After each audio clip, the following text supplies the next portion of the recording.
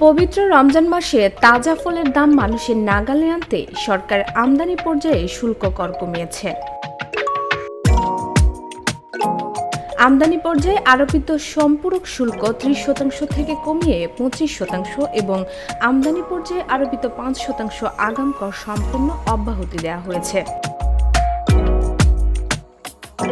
মঙ্গলবার এ তথ্য জানায় জাতীয় রাজস্ব বোর্ড। এর আগে রবিবার এ সম্পর্কিত দুটি নতুন প্রজ্ঞাপন জারি হয়। এছাড়া গত ১০ মার্চ আরও একটি পৃথক প্রজ্ঞাপন জারির মাধ্যমে ফল আমদানিতে বিদ্যমান অগ্রিম করের হার ১০% থেকে কমিয়ে ৫% করা হয়েছিল। এখন সেই ৫% থাকছে না।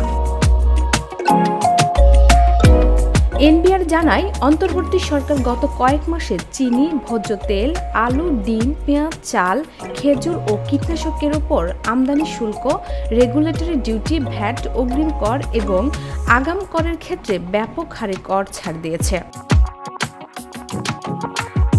কর ছাড়সহ সরকারের নানা সময়োপযোগী পদক্ষেপের কারণে এবছর পবিত্র রমজান মাসে দ্রব্যমূল্য সহনশীল পর্যায়ে রাখা সম্ভব হয়েছে।